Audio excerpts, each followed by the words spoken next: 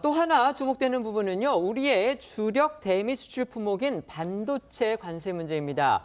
우리 정부는 미국과의 협상에서 대만 등 주요 경쟁국, 그러니까 반도체 분야에서의 경쟁국을 말하는 겁니다. 그런 경쟁국에 비해서 불리하지 않은 수준의 관세를 적용받기로 합의했다, 이렇게 설명을 했습니다.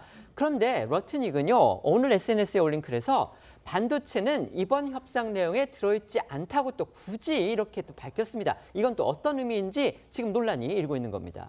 네, 사실 반도체 관세와 관련해서는 대만에 불리하지 않은 수준이라는 우리 정부 발표를 두고서도 일각에선 다소 아쉽다 이런 평가가 나오던 상황이었습니다. 그런데 러트닉 장관이 이마저도 반도체 관세는 이번 합의의 일부가 아니다 이렇게 못 박은 겁니다. 일부 전문가들은 미국이 반도체 관세 문제를 계속해서 이 별도 협상 대상으로 남겨두고 여차하면 우리 정부를 압박하는 카드로 쓰겠다는 의도가 아닌지 주목하고 있습니다. 결국 한미 양국은 무역 합의 문서에 공식 서명하기 전까지 반도체 등 주요 품목의 관세 세부 조항을 놓고 신경전을 이어질 가능성 커 보입니다. 이런 문제들과 관련해서 오늘 국회 기재위 국감에서 구윤철 경제부총리가 의원들의 추궁에 답했습니다. 들어보겠습니다.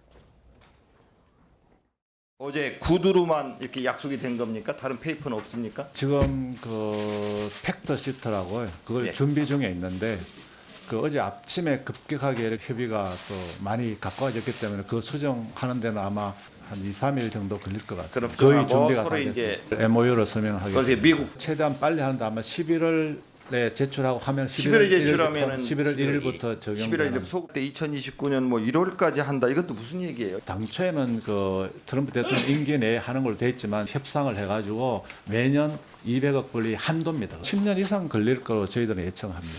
우리 외환 보유고에 손을 대지 않는다는 거예요, 그죠? 네네. 투자 프로젝트 선정은 우리예요, 미국이에요? 기본적으로 미국이 하는데요. 저희들하고 협의하게 돼가 있고요. 상업적인 측면을 고려하도록 이렇게 저희들이 MOU에 규정을 되어 있기 때문에 추 협상이 더 가능한 거죠? 철강은 이제 50%로 지금 돼 있는 상황입니다. 그 부분은 미국한테 더 이제 요청을 해야 될 상황이고.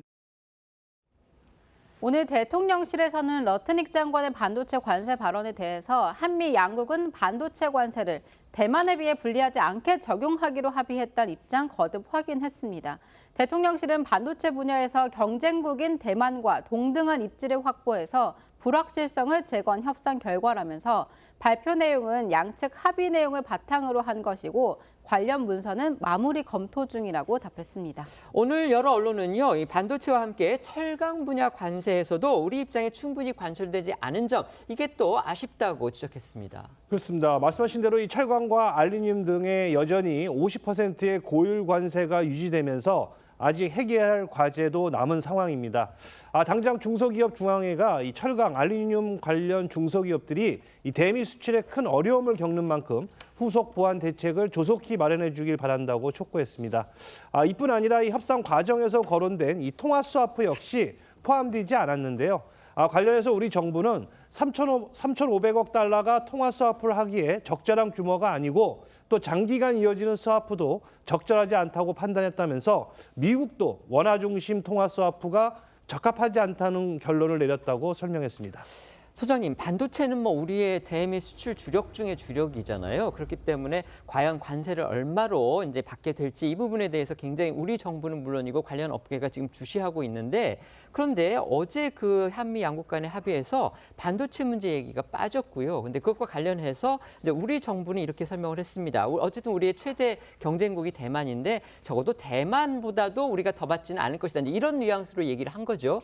그런데 러트닉 미국 상무부 장관은 굳이 또 오늘 SNS 글에서 어제 합의에 반도체는 포함되지 않는다, 이렇게 또 굳이 못을 박았거든요. 이건 어떻게 봐야 됩니까? 반도체 카드를 추후 협상의 지렛대 카드로 남겨놓겠다라는 얘기고요. 우리가 가장 원했던 건 반도체까지도 유럽연합과 일본처럼 최회국 대우, 반도체 트럼프는 100%가 넘는 반도체 관세 부과를 예고한 상황이에요. 그렇죠. 근데 반도체는 모든 제품이 다 들어갑니다. 네. 전화기부터 들어가고요. TV 들어가고요. 자동차는 수백 개가 들어가요.